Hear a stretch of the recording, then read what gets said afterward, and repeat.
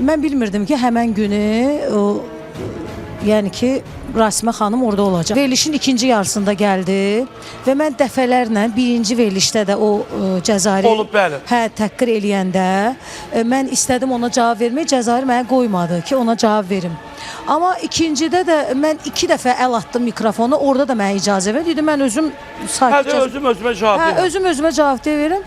Amma biz ondan bir gün öncə Röya xanımın atasının 40'ında bir yerdə, bir stolda oturmuşduq.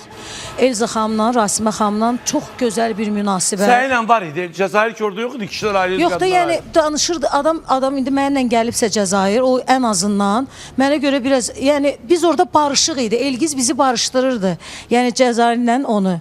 O başa düşə bilmədiyi reaksiyasını. Nadir Qafarzadənin oğlunun toyunda da oynadılar. Biz bir yerdə barışdılar, video orada oldu. barışdılar. İkinci dəfədir ki, eyni adamla efirdə olursunuz və sən orada özünün tərbiyəvi göstərirsən. O qədər mədəni cavab verirsən. Birinci hadisə ki oldu. Bəli. Orada heç nə Elgiz bəy bilirdi, nə mən bilirdim. O bədayətən oldu. Bəs ikincidə? İkinci dəfə də Elgiz bəy toyda gəldi, mənə dedi ki, bunu açıqlayayım burada. Mənə dedi ki, Cəzayir, mən istəyirəm siz barışasınız, amma sən nə düşünürsən? Mən ona deyim, gəlsin səndən barışsın, yoxsa sən dedim ki, təbii ki, mən. Sən ama bunu sabah o çıxar deyər ki, Elgiz mənə elə söz mü deyə bilər, mən ona deyim, ya mən deyim. Dedim ki, təbii ki, Elgiz bəy, mən. Dedi ki, sən ondan balacasan, dedim ki, bəli. Və bu dəqiqədə ona peşman deyiləm. Mən orada öz... Sən kişi kimi bir jestivə eləmişsən, qurban olun. Yəni, və mən düşünməzdim ki, mən hətta belə deyim, o söhbət olmasaydı, barışıq olmasaydı, o xanım efirə elə addımın atanda mən durub səhnə, studiyanı tərk eləyərdim.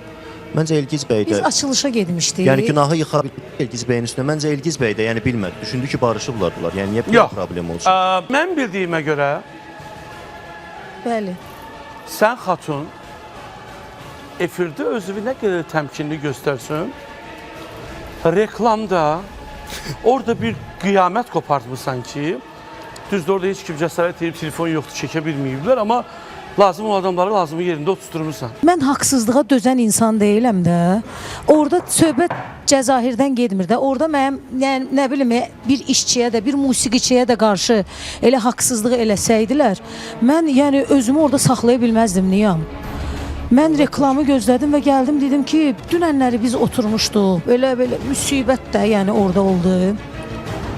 Hamı da yazır ki, Nujeli xatun onun yəni cavabını vermədi. Bəs mənə də o maraqlı gəldi ki, sakit oturmuşdun. Dedim, yox, o xatun deyil. Cəzahir belə arxadan belə yəni tutmuşlar Rüfət Axundovla. Heç vaxt istəmərəm ki, Elza xanımla bizim münasibətimiz pozulsun. Amma mənə elə gəlir ki, biz Rasimə xanıma çox belə ona hörmət elədik. Rasimə cavabdeh deyil, bacı ola bilərlər. Bəli, heç kəsə cavabdeh deyil. Heç ki, hamı öz reklamını dalınca çıxıb. Mən də Cəzahirə cavabdeh deyiləm. Cəzahir daha orada mənə birinci verilişdə də, ikinci verilişdə də mənə dedi ki, xatun, sən nə vadə qoymadı, dedi, danışma, mən özüm cavabını verəcəm. Burada belə bir şey yoxdur. Cavabını da verdi, gözəl, öz tərbiyəsinə uyğun, kişiliyinə uyğun. Amma mən Rasimə ilə artıq bir qadın olaraq danışdım ki, insanları... Bəsdir, yetər. Yəni, insanı bu qədər təhqir eləm, tənqid başqa şeydir. Yox, təhqir eləyə bilməz onu, çünki heç kim təhqir eləyə bilməz. Yox, doğru, onun sözündə bir təhqir kimi də, yəni hər dəfə o sözü işlətmək, yəni bu nə qədər düzgündür bir insana qarşı. Özü gəncdir, təzə çıxıb 27 yaşı var. Siz demişkən, siz deyəndə ki, çox insanlarda sən demişkən ki, yəni istedadlı insanlar görmüşük ki, bir kəlmə sözdən özünə depressiyaya qapılıb, çıxıb gedib bu sahədən, ya nə bilim, başqa vərdişlərə qoşulub. Yəni bu aləmdə gərək özündə sözündə olasan və səbirli olasan. Mən sadəcə olaraq, məncə Cəzayir çox səbirlidir.